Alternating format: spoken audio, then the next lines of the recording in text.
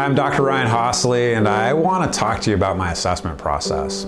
I do a lot of who are you and what's going on phone calls, and that usually is a way for me to get to know you and see if it's a good idea to work together. And something I tell people about is my assessment process. And well, what is an assessment process?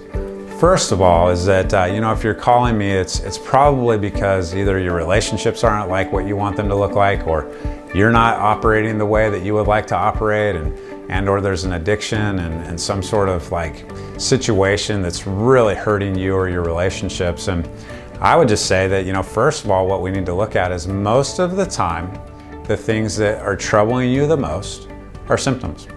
That's right. If you have some sort of addiction going on, or compulsive behaviors, or troubled relationships, those are usually symptoms for you. And so I kind of put them at the top. I go, hey, let's put those up here. And I do maybe a multiple addictions assessment and look at all the ways that you might be struggling in different areas of your life. And I use the metaphor with that addiction is like a 17-lane freeway. Right? You may be in the alcohol lane, you may be in the marijuana lane, you may be in the internet gaming lane, you may be in et cetera lane, food addictions, etc. And these are all ways of just managing symptoms, right? Managing, how you feel. And so we need to do a really good job there of figuring out what's going on from a compulsive behaviors perspective, ways to escape, avoid, numb. And once we do that, we can put some boundaries there and really figure out how do we curtail some of those behaviors. But underneath that is a layer of connecting to people that I call attachment, right?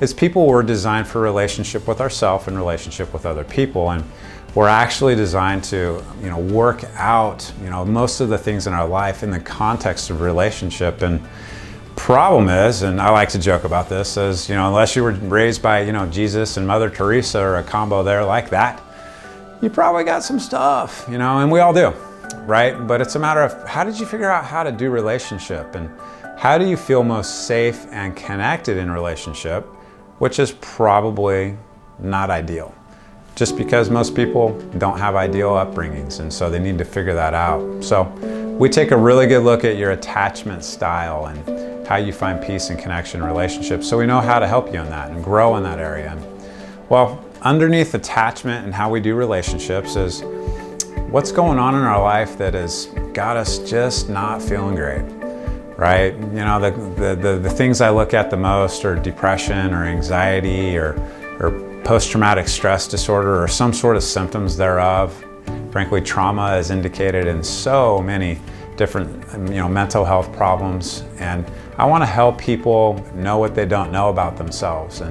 And if we miss, a condition like attention deficit or depression, man, we miss something big. And so I really want to take the time to look at that.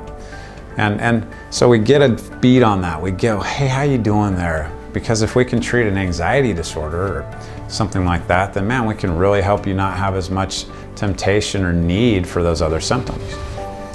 Well, underneath that layer, right, is the layer I call personality dynamics. So personality dynamics are, well, we might throw around a word in a conversation. Oh, that person's such a narcissist, or that's probably the most common. And frankly, a true narcissism is incredibly rare. There's very narcissistic people, but a true narcissist is very, very rare. But if there's some antisocial tendencies or narcissism, or these things where people just don't know how to connect very well with people, or maybe they connect too much, we want to take a look at those personality dynamics. And I call personality, it's like the lens that you look at the world through that you don't know is a lens. You have a certain shade of sunglasses on perhaps, and you don't know they're there, and you think that's the way things are, but when we look objectively at it, we could go, nah, that's not really the way things are.